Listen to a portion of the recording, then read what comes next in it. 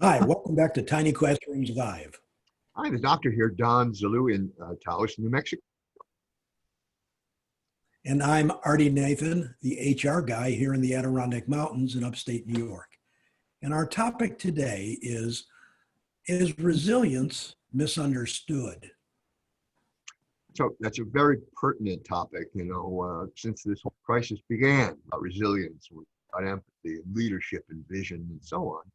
And recently, we've seen some things that some folks are suggesting that resilience is overrated. And in point of fact, I think that resilience is perhaps misunderstood, and that resilience by itself, purpose without a mission, can be rigid and it can be overrated. But resilience is the fuel for the achievement of a vision. So that's why we've talked so much about leaders needing to have a vision clearly communicated. You know, during this crisis, there's been a lot of talk about resilience, about people bouncing back from the challenges and the fears and the anxieties that they have.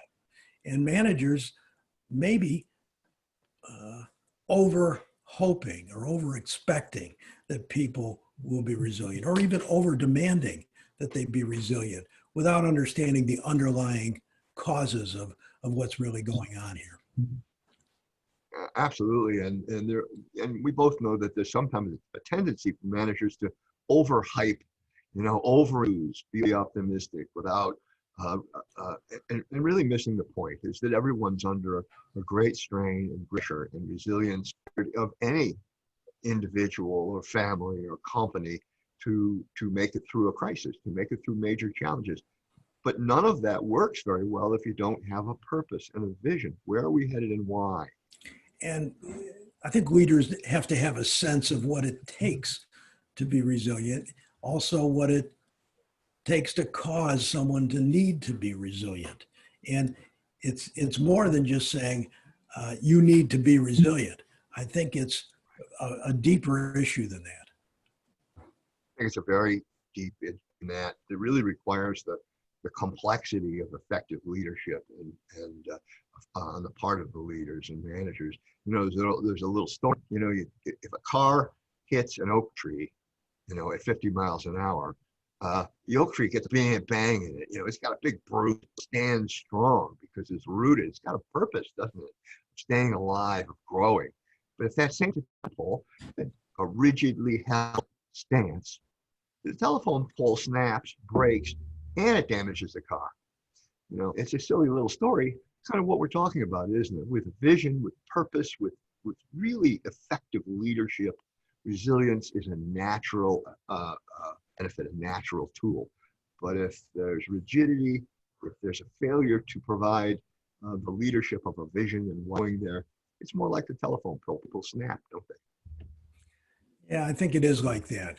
And leaders, rather than demanding resilience or just expecting resilience, should talk to their employees about what's going on and how they can break things down into smaller bits and pieces so that people can accomplish goals and other things to help themselves work their way out of this.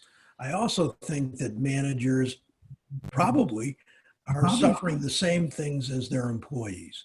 And this is a good time to be open about it, to not just be empathetic, but to be talking realistically about what's going on with all of us and helping people to see that we're really all in this together.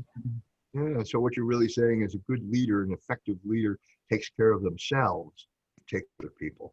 They have to have a vision and a purpose themselves if they're going to be compassionate and all the other things that good leadership represents. And so maybe in closing today, take care of yourself so you can take care of your family, so you can take care of your business and your employees. It's a good time to be wide awake and aware of all that's going on and to use all your skills. Thanks for joining us today. We look forward to seeing you again. Thanks.